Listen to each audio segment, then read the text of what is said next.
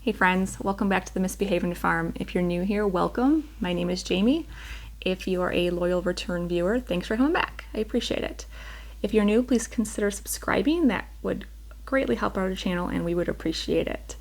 So today's video is going to be on beeswax candles and how they compare to your conventional scented paraffin ones. In today's video, I'm going to be going over some quick beeswax facts.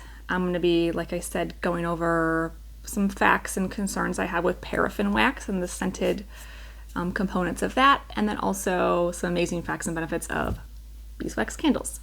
So let's dive into it. First of all, let me just say it's almost laughable to try to compare a beeswax. I wish I had a paraffin candle. Actually, I don't wish I had one, but if I had one, I would show you the two of them. But your paraffin candles are your traditional scented ones, right? It's going to be like your Yankee Candle and your all of those cheaper wax candles. So that's what I'm referring to, paraffin wax. And if it doesn't say beeswax or soy or some sort of natural renewable wax, chances are it's paraffin wax. But like I was saying, it's almost laughable to try to compare the two of them because they are night and day. One purifies your air while the other pollutes it. And they're almost an entirely different, it's like comparing apples to oranges. But people use them in the same facet in their home, so I feel like it's important to bring up facts about why you might be thinking twice about the paraffin ones and why you might want to switch over to a beeswax version. So let's jump into some quick beeswax facts, because a lot of people don't know these basic things. So here's some beeswax, okay? Beeswax is a product that is produced by the honeybee. It is excreted through glands in their abdomen. They have wax glands. They're like almost like little slots, and they excrete wax flakes through these glands. Once the bee reaches a certain age of maturity, those wax glands are mature, and they can start to excrete and produce the wax flakes. So it's pretty cool. They'll take those wax flakes and they'll chew them with their jaws. They'll mold it, or other bees in the hive will take it and go mold into some sort of hive comb consistency, right? Like they'll make it into this beeswax cells. That's their intent. That's the use for that for them, is to do the building blocks of their home. In these wax cells, they will make honey. Obviously, they deposit the nectar, which turns into honey. They will also raise their brood, which is their young, their bees. So that's what the wax is. It's, like I said, excreted and created by the actual bee's body. In order for a honeybee to produce wax, they need to consume honey. And it takes on average between 6 to 8 pounds of honey for bees to consume in order for there to be a pound of wax created. So 6 to 8 pounds of honey needs to be eaten and consumed in order to produce 1 pound of wax, which I thought was a pretty cool fact. And a huge consideration to take into fact because, wax is a very precious resource for bees. It takes them a lot of honey to consume, a lot of their resources that they need to survive to produce wax. It is renewable, which is fantastic. Obviously, they produce it from the nectar in the plants. Plants are renewable resources, so it's not like a petroleum, a paraffin-based one, which we will get to, which is not renewable. But that's a great thing, is as long as it's harvested in a responsible way, in a sustainable way, it can be done in a way that it doesn't harm the bees. For instance, all of the beeswax that I harvest and I filter down, so it starts out kind of like this, and then you end up filtering it down through minimal processing, and it turns into this beautiful, sweet, scented block of beeswax. The wax that I harvest comes from the cappings of the honey, so I'm not like destroying. I would never destroy an actual bee comb that they need to sustain themselves with, if that makes sense. Even when I harvest honey, I just slice off the top cappings, and that's all I take, and I give them all of their cells back to reuse. So know your beekeeper, know where your wax is harvested from. Make sure it's done in a sustainable way that is beneficial to both the bee and the beekeeper. So that's the little spiel I had on beeswax. Like I said, it starts like this, very minimally processed, just through a gentle heat. You can melt it down and filter it through like a paper towel even, get all of the sediment, get all of the gunk that's in there and turn it into this really beautiful wax without hardly any input. You could even do it in a solar wax melter, which is like no energy. So this is a super renewable, super like low impact wax to use. So let me know if those fun facts were new to you. If you enjoyed those, comment below. All right, so we're going to move on to the paraffin wax. But first of all, I do want to be clear that before I go over these facts and it's like doom and gloom, that I am not one to be advocating for fear mongering, okay? That is not my jam. I don't believe in that. I don't like it. Actually, I hate it. I think it's just gross. That's not my intent. My intent is not to scare you guys. My intent is to give you tools, knowledge, just insight, enlighten you so that you can make the decision that you feel is best for your family. You can take this knowledge, you can take it or leave it, okay? It's up to you. But I think it's important to share it, and I encourage you to fact check me. I encourage you to do your own research, and ultimately you decide what's best for you and your family. You are the gatekeepers of your home. You are what decides what comes in, what goes out, what you allow your family to consume or use or, be exposed to. All of that is in your hands. I just try to share the facts that I know with you guys. So let's move on to paraffin wax. Paraffin wax is a highly processed byproduct from the petroleum processing industry, okay? It's petroleum waste that is processed down into wax. There's a lot of processing that goes into this. You take the petroleum byproduct, which is like gasoline, diesel, all that kind of stuff. They bleach it, they filter it, they input a lot of energy, a lot of chemicals, a lot of just stuff that I don't want in my house in order to produce this paraffin wax. The reason why they use paraffin wax in candles is because it's cheap. It's because it holds a scent really well and throws a scent really well. So scented wax candles, if you've ever made candles, you know the term of a scent throw means how much it will fill your house with the scent. It's great for doing that. Like I said, it's cheap and it's easy to mix, and that's why they use it. That being said, okay, the scent addiction that we have been trained and marketed to think that clean smells equal clean is a shame. I was like you. If you're a scented candle user and you're thinking to me right now, there is no way that I am getting rid of my scented candles, you can just pack your bags and leave. I get it, okay? And if that's the decision you make, cool, whatever, you do you. But I will say I've been in your shoes, and like when I switched my laundry detergents over to the non-scented kinds, I mean, like, you associate that scent with clean, fresh, all of these feelings that your brain has been trained to associate with the smell.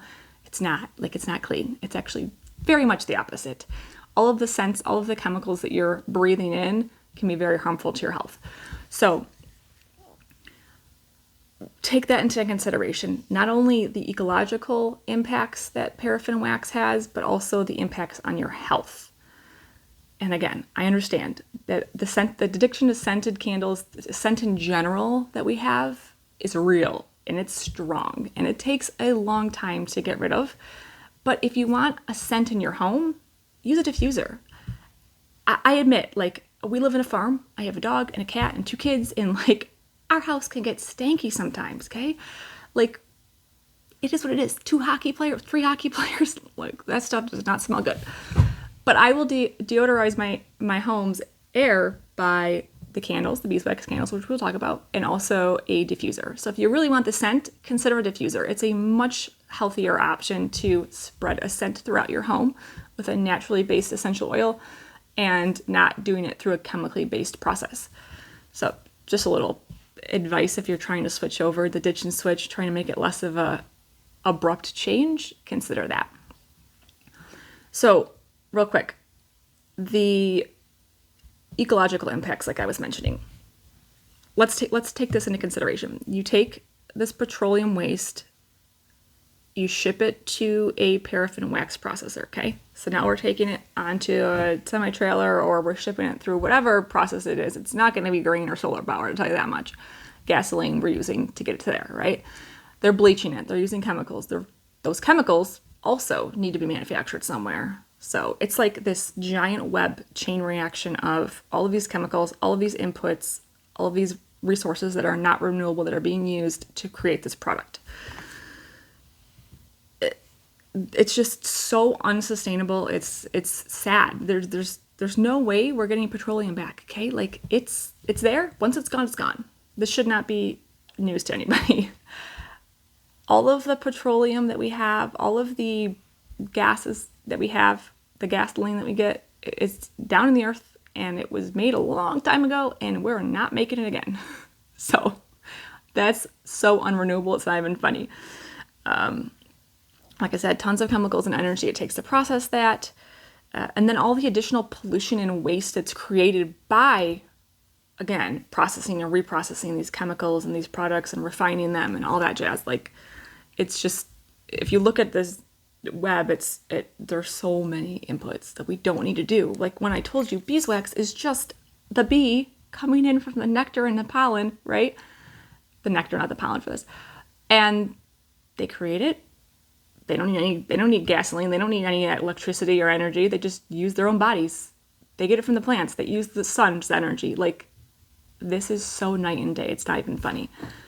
So that's that. That's the spiel on the ecological impacts, obviously. Just, it's crazy to me. Mind-blowing that we're even doing this as humans. So, and then also, like I said, the health impacts, which most people, their ears are going to perk up more to, right? How is it affecting the environment in your home, the air quality in your home? Paraffin wax, like I said, as a petroleum byproduct, releases highly toxic fumes, benzene and toluene. I don't know how to pronounce that, but I've came across it like 30 times in my research when burned. So it releases these two gases, these two chemicals when burned. These are known carcinogens, known things to cause asthma, lung cancer. It's basically sticking a diesel truck in your living room and letting it run. Like, why would we do this on purpose? Again, not judging, not being like shame on you, not trying to make anyone feel like I'm attacking you. I'm just trying to share this information. I don't want to do that. If you have anybody in your family that has sensitive sinuses, allergies, breathing, I mean, just in general, it's so hard for us to protect the air quality in our home with all of the other things that are off-gassing that I wouldn't want to be intentionally burning this stuff in my house. So that's my portion of the video about don't burn this stuff in your house. This is all paraffin wax scented. Really, Kiwi? My cat is up on the table with me. Pets, if you don't have kids, think about pets. Go. I don't need you on my video. Are you serious right now, Kiwi? Kiwi, go. Oh my gosh, are you kidding me? What a jerk. Nothing like being distracted when you're doing a video, right? All right, so anyway, if this is shocking to you, like, I can't believe that this stuff's allowed in our homes. I can't believe this stuff is not being regulated. I'm with you. I am also just disgusted, shocked, infuriated that this stuff is allowed in our house. So just trying to share this with you guys. All right, let's move on to the better side of this video, which is the beeswax alternatives. So beeswax candles burn hotter than any of the other candles. The melting point of beeswax is exceptionally hot and means that it will burn for longer than your paraffin wax. So although beeswax candles up front may cost more, it will last longer and therefore is a greater economical value. For instance, this candle here I've been doing a test burn on it. I burned this all day. I started it at like 9 in the morning and I burned it for 8 solid hours. It only burned that much. So this tiny little candle, I estimate to be about 32 hours of burn time, which is a long time. I mean, a paraffin one would be done with this in a day. It melts much slower, much hotter. The cleanliness of the burning process is, like I said, night and day. It burns clean. In fact, it actually helps to purify your air. There's no soot, there's no petroleum fumes, there's no toxic chemicals or fragrances that are coming off of this. It just has a naturally sweet, like, aroma from the honey and all of the things that were the pollen, the nectar. Beeswax in general just has a very fragrant scent without any chemical fragrance. So no toxic chemicals. It smells delicious. Like, you can eat beeswax, but I wouldn't recommend eating your candles. So anyway, the ones that I make, there's no metal cores. A lot of those candles will have this zinc wick, which I didn't do research on that, but I don't really feel like I want metal being burned in my house. Something just common sense to me. I'm like, I don't want that. Why would I do that? This is a cotton wick and it's great. So, like I said, there's no regulations in the fragrances or any of those things like that. So there's really no telling what could be in any of these things. But the point I'm trying to make is that beeswax candles burn clean. They actually help to purify the air. And the reason why they do that is because they give off a negative ion. And the negative ions are kind of like static cling magnets that help bind to air particulate, tiny little air pollution particles in your home's air quality. Negative and positive attract. If you've gone through basic, chemistry, that's just a known fact, right? A lot of those pollutants, the mold spores, the dust flecks, the pollen, the odors, the pet dander, all that stuff like that is typically a positive charged material or item. Particulate. Positively charged particulate. It's hard to say. So the negative ions that are released by the beeswax candles bind to those gunky flecks in your air, and it sinks the ship.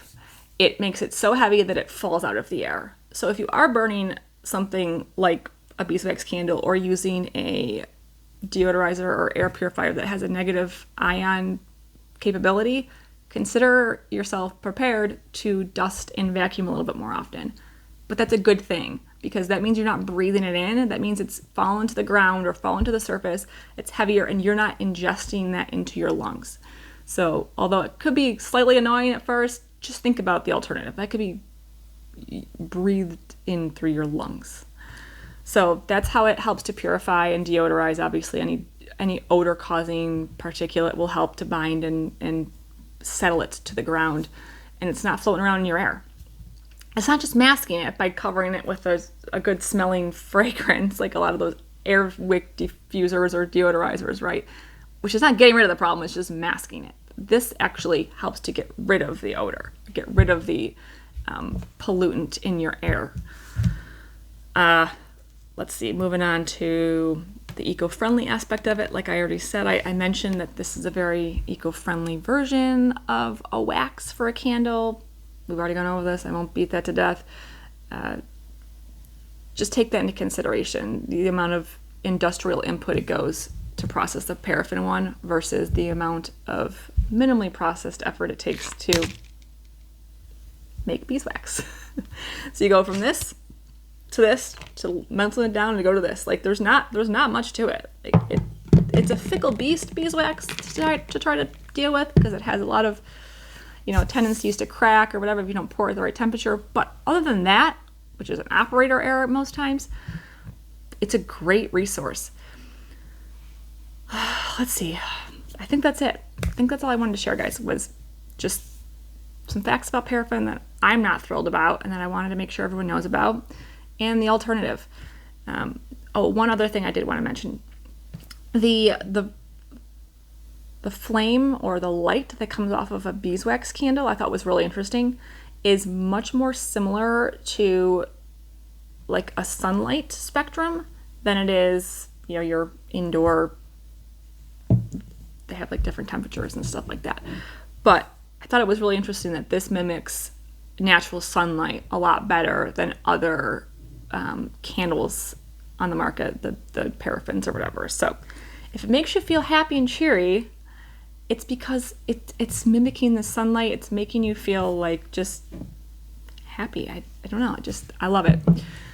I know that if I put a beeswax candle in a room, it just makes me feel cozy. It makes me feel happy. It's a soothing way to naturally purify and just get yourself some self-care and some mental health moments. So let's see if I have any other things I wanted to touch on here before I let you guys go. That's it. I'm not going to keep it for too much longer. I know this is already a long video. I knew it was a lot of information I wanted to share, but if you have any questions or comments, please post them in the comments below. Let me know what information you are most shocked about or what you're most excited about now to move on to beeswax candles. Let me know if you want to purchase one. I do have them in the 8-ounce jar size and the 4-ounce jar size, and they are shovable. So let me know. Hopefully you guys enjoyed watching, and I will catch you guys in the next video. Be sure to subscribe and turn on the notifications because I will be doing another video on how to light your beeswax candles properly. I will post that in the comments below as soon as that video is posted, because like I said, beeswax candles are a little, I don't want to say trickier. They have a few extra steps you need to make sure you're taking in order to get the most out of your candle, like, you know, how long the wick should be and just all of that stuff. So stay tuned for the next video and I'll let you guys know. Thanks for watching, and I'll see you guys later.